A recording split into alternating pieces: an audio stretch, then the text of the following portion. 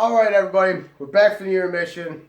So now you guys need to know why I'm so uncomfortable around this woman, okay? I've lived my life by 2 golden rules up until that point, up until this point, and I always will for the rest of my days. Now, golden rule number 1, if I'm in a relationship, no matter what degree of relationship I'm in, whether I have a girlfriend, a fiance, or a wife, I will never, ever cheat on her. Okay? My dad cheated on my mom the day I was born, and I've been cheated on more times than I care to admit. I know how embarrassing it makes people feel. I know how stupid it makes them feel. I will never do that to anybody. Even if I'm in a bad relationship. If you're in a bad relationship, don't cheat. Just end it. Just get out of it. There's no excuse to cheat. And, of course, golden rule number 2. This is the important one for the story. If I know a woman is in any degree of relationship, whether she has a boyfriend, a fiance, or a husband, I will never willingly and knowingly be the other guy. It just won't happen. I won't do it. So I know I will not be an accomplice to making somebody feel that damn stupid. So I just won't do it. So now you guys know. She is hornballing over me so damn bad. And that's why I'm so uncomfortable, because not only is she married, but she's married to a good friend of mine. Not brother level of friend, but a good friend of mine. So that's that. Now, Saturday, I'm sleeping on the left seat. Chunk wakes up first. He comes out, sits on the couch, turns the TV on, which wakes me up. He goes, "Morning, dude." I said, "Morning, Chunk." He goes, "Did you have a good time last night?" I said, "Dude, I had a blast last night. I really did." Excluding, of course, what his wife was saying and doing, but he don't need to know about that. And he goes, "My wife is something else, ain't she?" I'm like, "She certainly is." That's one way to put it. And he goes, "I'm really sorry if she did anything or said anything to make you uncomfortable. She's a bit of a lightweight when she drinks." And I said, "You said it right there. I mean, alcohol was involved. You know what? It's fine. No big deal. No harm done. Water under the bridge. Let's just move on." And he goes, "Really happy to hear that. Really happy." So it turns out one of those stupid, dumb, bullshit, fake-ass courtroom TV show bullshit things. Believe me, I could rage rant all day until I'm blue in the face and how stupid those things are, but I'm not going to do it because things long enough and we don't got the time for it. So, like I said, I'm sitting on the floor, leaning against the love seat, because I rolled off of it when I woke up. So there's 2 things you guys need to know before she comes out. Now, you need to know what I'm wearing, and you need to know about my tattoo situation. So, what am I wearing? I'm wearing shorts and a tank top. Why? Because it's San Diego. Even the coldest weather there is like 65, 70 degrees, and where I'm from, Northern Illinois, that is shorts weather to me, so I'm wearing shorts, and I'm wearing a tank top because, well, that's what I sleep in. So, my tattoo situation, I did not have all the luscious and delicious and sexy tattoos you guys see before you. No, I didn't have either of my sleeves done. I didn't have my legs done. All I had was the one on my right forearm, one on my right shoulder, and of course my custom tribal back piece, which looks badass. And if you guys want to get a good look at it, look me up on Facebook, find me that way, and check it out. It is the shit. The guy that did it did a phenomenal job. Marcel, if you're watching this, hello. I miss you, you big dumb German goofy bastard you. Not dumb, but you know what I mean. You were a good guy. I missed the hell out of you. So, yeah, now she can re-enter the room. So she comes out. She goes, "Morning, boys." He goes, "Morning, babe." Now, again, I have manners. I want to turn to her and say good morning, like I do. Only when I do, that's not exactly how it went down. In my mind, it was like, "Hello, holy shit." No. Because she came out, and one of 2 things here. Either A, she forgot I was there, or B, she just didn't give a damn, because she came out, well, quite frankly, not wearing a whole hell of a lot at all. Those things could hardly be considered shorts, and the tank top she was wearing was smaller than mine, and at the time I was wearing a size small. So, whoa. So she deliberately walks in front of me. It was like, don't look at her, don't look at her, don't look at her. I looked at her, shit. Now, I'm not going to sit here and tell you guys she had a nice ass, but man, she had a nice ass. No, now I feel bad. So I'm thinking she's going to sit on the couch next to her chubby hubby because, well, that's what husband and wife do. They sit next to each other. Does she do that? No, she doesn't. She instead sits on the love seat that I'm leaning against. Now, I live my life by many different creeds. One of those creeds is that there's a positive inside of every negative. You just got to find it. Now, obviously, the very attractive negative in the room is his wife looks incredible. Positive in this situation, she's sitting behind me and I ain't got to look at her. See? Positive in every negative. You just got to find it. Now, that's when she notices my back tattoo and goes, ooh, I didn't know you had a back tattoo. And I'm like, I do, a big one. And she goes, oh, did it hurt? And I said, it didn't exactly feel great. I mean, the spine didn't tickle at all. But that's when I told her another creed I live my life by. I'm like, you just got to tell yourself, if you're about to go, pain is temporary, pride is forever.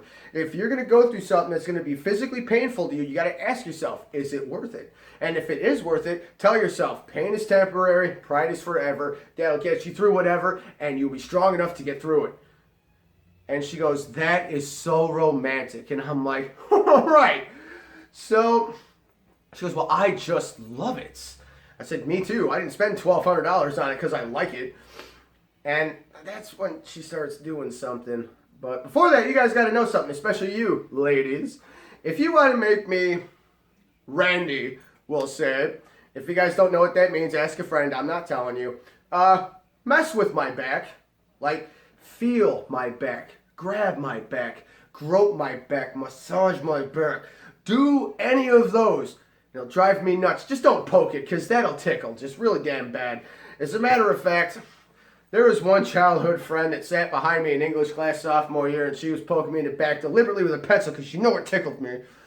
And she then found my whammy spot. She was the first and only person to this day to ever find that. And she was circling it, and I'm like, stop it, stop it, stop it, stop. And she goes, oh, what, this? And pokes me in the whammy spot, and it tickled so damn bad, I fell out of that desk in the middle of class and landed on the floor, and everyone laughed at me. It was embarrassing as shit. So if you're watching this, Amanda, hello. So I miss you, and I will be seeing you shortly. Now, you guys need to know that. So that's when she starts doing it. She starts tracing the outline of my tribal design with her fingernail. And I'm like, ooh, oh, no. Oh, mama, no. No. I like this, but I don't at the same time. And then it upgrades to her fingernail, to her fingertip, to two fingertips, to all of her fingertips.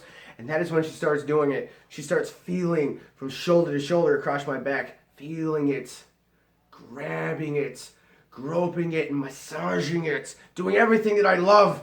And it's like, oh, God, as much as I don't want you to stop, and I don't. You are married and your husband is right there. And he's my good friend, so I'm going to need you to stop. And that is when it happened. That's when a not so small part of my anatomy goes, ooh, somebody's feisty. I said, this doesn't concern you. Stay out of this.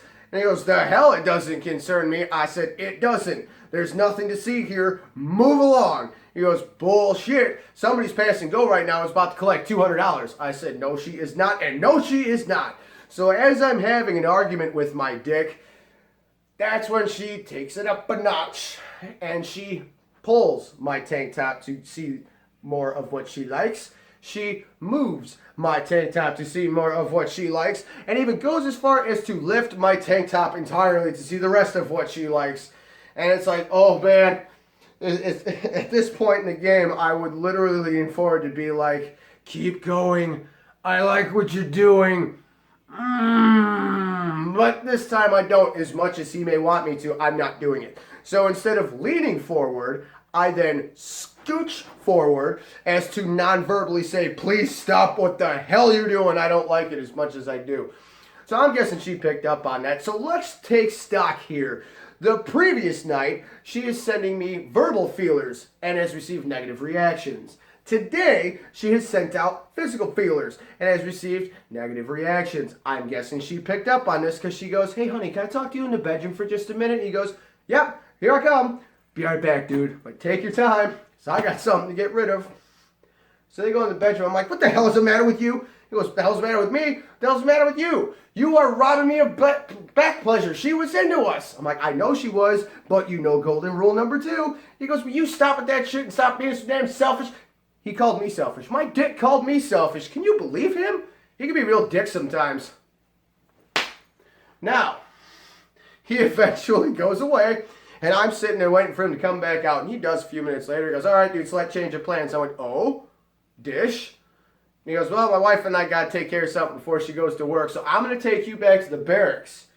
And once we're all done, she's going to go to work, and I'm going to come get you. She'll only take like an hour and a half. You can leave your stuff here. And I'm like, all right, sounds good. So he takes me back. And I'm sitting in the barracks. I'm just watching movies on my laptop, and I'm thinking to myself, God, I hope he's giving her some sweet loving. And if that's the case, sir, then you are welcome, because you are reaping the rewards of my hard work and my effort, because she was obviously magnetized to my manly musk. So I'm hoping this happens, because then she'll stop hornballing over me so damn much. Does that happen? No. In fact, it only gets worse throughout the rest of the night. You guys are going to find out, and it's coming up soon. So, an hour and a half goes by, nothing. 2 hours go by, nothing. 2.5 hours go by, just knock my barracks door. I answer the door. It's Chunk. He goes, hey, dude, you ready to go? And I said, yeah, come on in while I put my shit away. So, as I'm putting that stuff away, my laptop is shutting it down, putting it away and everything like that, he goes, so, you ready to go, dude? And I said, yeah, I'm ready to go. Is everything good? Everything taken care of? He goes, oh, yeah, we're all aces. Good, grand, and wonderful. Maybe he did give her some sweet loving. Fingers crossed. So he goes, I picked us up some entertainment for this evening. I said, oh, you did? He goes, oh, yeah. Last night was the practice round. Tonight's the main event. Tonight we're going hard. I'm terrified by this. I really am. Because that could mean anything. Now, I still had a shred of innocence back then. So literally all I thought was we're going to be drinking hard liquor. So, of course, if I knew then what I know now, I would have fulfilled a prophecy or a whammy that was laid on me last year by my former coworkers, and I would have shit my pants deliberately to get out of going back to that place. And out of sheer embarrassment, I would have been like, dude, I'm too embarrassed to go anywhere. Bring my stuff to work on Monday. I'm not going back. Now, of course, let's talk about that whammy, shall we? My former coworkers, 3 of them to be precise, one of them found out that since I was a baby, I have not shit my pants. And he goes, well, Frost, everybody shits their pants eventually. I said, well, I haven't done it yet, not since I was very, very little. So he put a whammy on me. He goes, Frosty, one day you're going to shit your pants. And it's going to happen on your wedding day. Not cool. And then another coworker of mine said, Frosty, I'm going to one day lace one of your pizzas with horse laxatives. Not cool. And another coworker, well, he didn't threaten me with anything like that, but he was just completely on board with the other 2's theories. Not cool. So to those 3 guys watching right now, Brian, Steven, Zoki, hello. I miss you all very much. I still love you to death. We're all still brothers, even though I'm in North Carolina and you're not. And I will be seeing you all very, very shortly. Now, again, I would have shit my pants to get out of going. I literally would have right then and there just dropped one to get out of going back. But like I said, I had a shred of innocence left, so I'm like, so I take it that means we're not drinking beer, we're drinking hard liquor instead. He goes, you got that right. I got us a bottle of Fireball, I got us a bottle of Jack Daniels, and I got us a nice little surprise inside this brown paper bag. My curiosity slapped me right on the ass. And I went, well, what's the surprise inside the brown paper bag? He goes, no spoilers. Damn it. I tried. I really did. So as we're going back to his place, he goes, well, since we're going to be drinking hard liquor, we should probably get some food in our system. So I'm all for that. So we stopped at Jack in the Box. They got amazing curly fries there and spicy chicken sandwiches that I die for. And on top of that, we went to Wendy's. We stuffed ourselves stupid. And then we get back to his place. And we start drinking and playing more video games. Now, we're not drinking as sporadically as we were last night because the previous night, I mean, as soon as we finished a beer, we're opening up another one. We just kept it going all night long. But this time, since we're drinking hard liquor, we're literally taking shots like every half hour. That's how we were being safe and smart, kind of. Now, we are switch shooting here. What do I mean by switch shooting? If I take a shot of Fireball, the next shot I take is Jack Daniels. But if I take a shot of Jack Daniels, he takes a shot of Fireball. If I take a shot of Fireball, he takes a shot of Jack Daniels. Switch shooting. So we're doing this for a few hours. And then all of a sudden he goes, man, I don't know about you, but I'm starting to feel a little something. And I'm like, yeah, me too. Because I don't think we ate enough. So tell you what, I'm going to cook us something, because he was a cook in the Navy, and a damn good one too. He goes, I'm going to cook us something, so let's stop drinking for now. We're going to eat, and then we can continue drinking afterwards. Now, I said okay to this, but did I really go along with it? No, because I'm not the kind of person that wants the party, once it starts, to start gaining momentum, then slow down or even stop, restart, regain that momentum, and keep it going so that it finishes spectacularly. No, I'm the kind of person that wants the party to start. Once it starts gaining momentum, you let it keep going and keep going and keep going until it ends wherever the hell it may end up. The mystery excites me. So, whenever he goes to the bathroom, I sneak a shot. Every time he gets up to check on dinner, I sneak a shot. And let me tell you right now, those decisions definitely come back to bite me right square on the ass. It bites hard and it hurts like hell. Really shouldn't have done that. Don't worry. That time's coming up very soon. So, he cooks us up this buffalo chicken dish, and it was one of the greatest things I've ever eaten. And I'm like, that's how he got his wife, because he's a fantastic cook. I had figured it out. I've solved the puzzle, Pat Sajak. Yes! But I'm like, wait a minute, that doesn't make any sense. Because she is in tremendous shape, and he is a tremendous round shape. This doesn't make any you know what? I'm not doing this anymore. I'm really not. I'm not going to waste my time trying. I'm not going to waste my brain power trying to figure out how the hell this happened. It's just like trying to figure out how the hell 1 + 1 = 5. It's just not going to happen. So I'm done. So, well, he resumes drinking. I continue drinking. And, well, that's when he gets a text message from his wife. And he goes, up. Sugar's just about to be finishing up with her shift, and she's going to be home shortly. I'm like, fantastic. Whoop-de-doo. And, of course, I'm guessing there was more to that text message that he didn't read out loud to me. Because I'm guessing that part 2 of that text message was commence operation, liquor that bitch up. Because that's when he does it. He goes, all right, dude, put the controller down. It is time to finish what we started last night. We're going to finish quarters. And then I realized, we don't have any more beer. This is quite a predicament we're in. So I asked the pertinent question. I'm like, well, Chuck, I can't help but realize we don't have any beer left over from last night. So does that mean we're going to be playing quarters with Jack Daniels or Fireball? Because both of those ideas seem pretty damn stupid. And he goes, no. That's what the surprise inside the brown paper bag is for. Again, I'm terrified because there could be anything in there.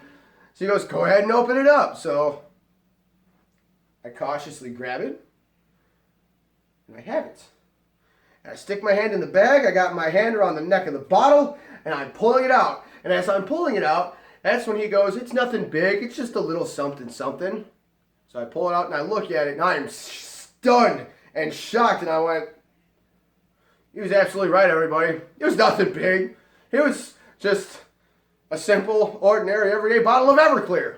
Now, for those playing the home game and that have not encountered Everclear before, here's 3 things about it. 1, don't. 2, don't.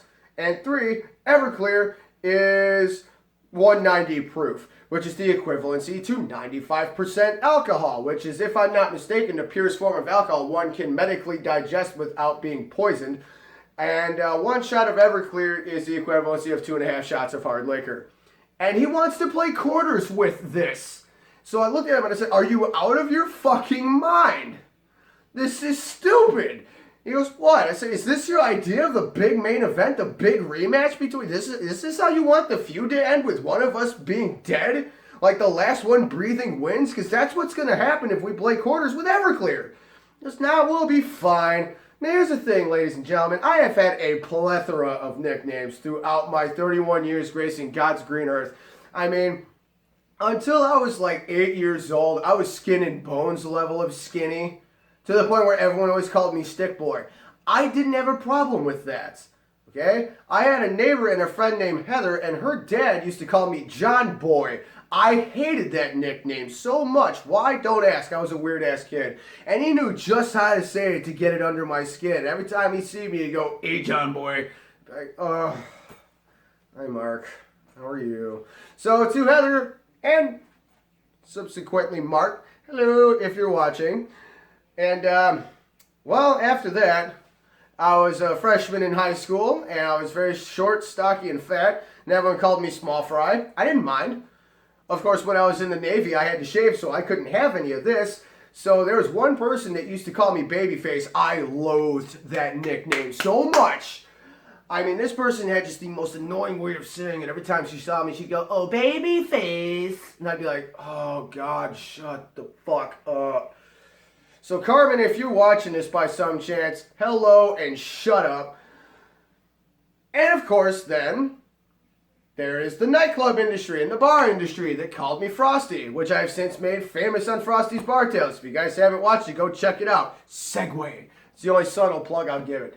And, of course, there is my all-time favorite nickname given to me by my best friend Jared's mom, Crazy Juan.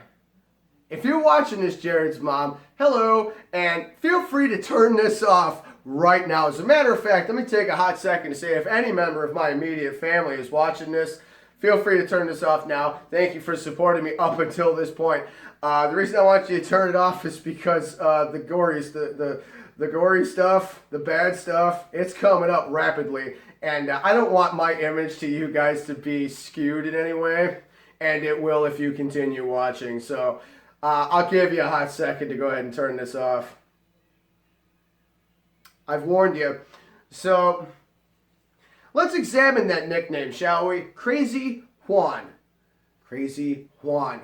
Crazy is in my freaking name, okay? I am absolutely famously known for the crazy shit that comes out of my mouth and the crazy shit that I do. I have stories for days. So if I and somebody else are in a crazy situation and I'm the voice of reason, we have a major cause for concern here. So I told him, I'm like, dude, this is legendary status of stupid. And he goes, so what are you saying? You don't want to do it? And looks legitimately disappointed, like I could shit on his birthday cake right in front of him. And I went, you didn't let me finish. I was going to say, this is legendary status of stupid. But because it's so damn stupid, I feel that my name almost has to be attached to it. So I accept your challenge. I am all in. I'm playing the feud. And he goes, good. I was really hoping you'd say that. I bet you were, you son of a bitch. So he opens it up and we both take a whiff. A strong enough whiff of Everclear is enough to fuck you up. So he pours the first shot and he goes, you ready for this? I said, no, I'm not. I'm not at all ready for this. I don't think either of us are. But what the hell? I mean, we might as well go ahead and do it. You only live once, and, well, my life's probably about to end anyway. So why not? So we Rochambeau to see who goes first. The rock, paper, scissors Rochambeau, not the South Park Rochambeau where we kick each other in the nuts until one person hits the ground. That would have been awful.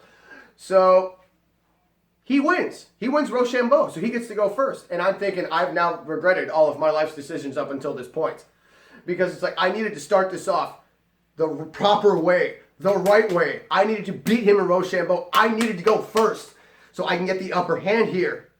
I cannot afford to drink Everclear. I just can't. This is bad. This is very, very bad. So I needed to start off strong, but now I'm starting off wrong. You guys are about to see my poetic side. It's very beautiful. So, shots poured.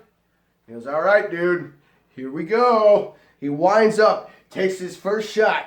Tink, whiff, misses. And I'm like, yes. Oh, thank God. Woo. I needed that to happen. So I pick up the quarter and I'm like, I'm not drinking this shit. I'm telling you right now. He goes, well, you better make that shot then. I said, good idea. Tink, goes right in. I'm like, drink up, bitch. And he just, oh, man. So he takes it, throws it back, and makes the ugliest face I've ever seen. And I'm like, ooh, I bet that hurt going down, didn't it, boy? And he goes, all right, time out. We got to rethink this here. Oh God, we gotta do something about this. And I'm like, oh, what? Tapping out already? You're going to quit? Go ahead. Tap out. Make me the winner. Because I don't want to play this right now. And he goes, oh, no, we're still playing, but we just got to implement like a 3-minute resting period between rounds here, or else one of us is going to get seriously hurt. And you know what? I thought about it for a hot second. I went, you know what? Sure, why not? I went along with it. And why? Because obviously, guys, and feel free to use this from now on. If you're going to do something so damn stupid, you might as well do it in the smartest way possible. Now, I know the smartest thing in this situation would be to not do this at all. But since we're going to do it, why not do it safely? So I went along with the 3-minute resting period. So we wait the allotted time, and then now it is his turn. I'm thinking, please miss, please miss, please miss. So he takes his second shot. Tink, whiff, misses. And I'm like, dude, what is the matter with you? I'm like, is this the big main? This is our big main event. This is your A game, what you're bringing to the main event? This is it? And he goes, don't be talking shit until after you've made your shot. And I said, okay, fair enough. Tink goes right in. I said, shit talking continues now. Dude, I feel like I'm facing a toddler. This is pathetic. And he takes the shot, and he laughs, a little evil laugh, and he just goes, I'm like, what's so funny? He goes, oh, just wait. And he looks at his watch. For all of the 3 minutes, as soon as the 3 minutes was up, the allotted time was up, that's when he says it. He goes, I've been luring you into a false sense of safety, my friend. And I laughed nervously. I went,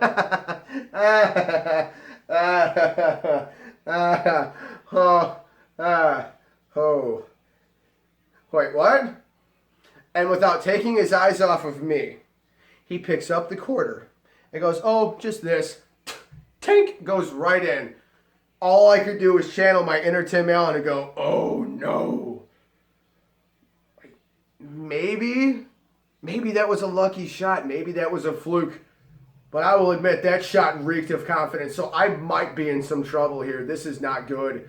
So it's like, oh no, shit. So I take that shot. It's like, oh God, I'm done. I mean, I didn't actually say any of this, but it was inside. I'm like, I'm done. I can't do this. I'm going to die. But this cannot happen. After all the shots of Fireball and Jack Daniels I've had, I cannot do this. I need to tap out right now. I need to be smart and quit. But I'm not. I'm not going to do this. I'm going to beat his fat ass. I am in this to win this, baby. Rhymes. So, I continue like an idiot. So, we wait the allotted time. I pick up the quarter. It's like, all right, time for some revenge. Tink, whiff, shit! Oh God, no. And all of a sudden he just goes, oh, revenge, huh? Well, I like the sound of that. Tink goes right in. I'm like, no! Shit, this isn't good. Oh, Christ almighty. So I take that second shot, and it wasn't as harsh as the first shot, but by no means was it easy, because it wasn't. No, it was not. And it was like, oh God, I can do this. I can pull it together. Get yourself into it.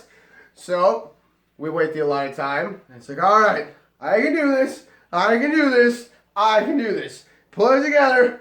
Tink, whiff.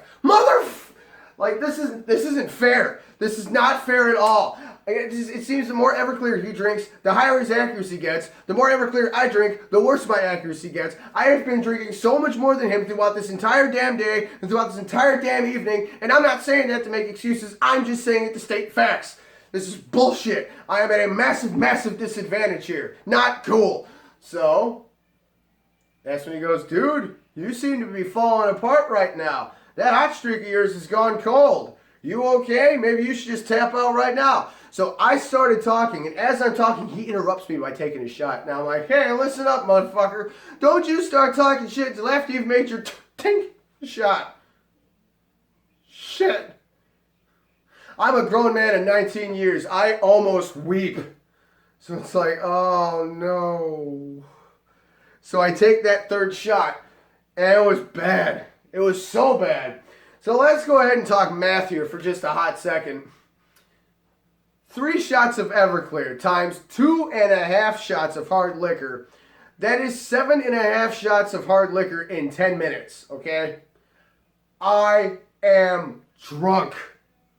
He is drunk, but not nearly as drunk as I am. So while we're waiting the allotted time, that's when his wife comes home. And my God, that is when it gets interesting. So everybody, I'm going to take another intermission right here, right now. Do not go anywhere, because now that his wife is home, things are going to pick the hell up, and you do not want to miss this.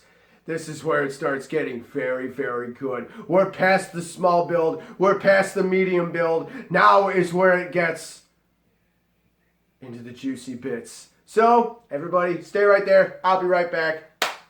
Be right back.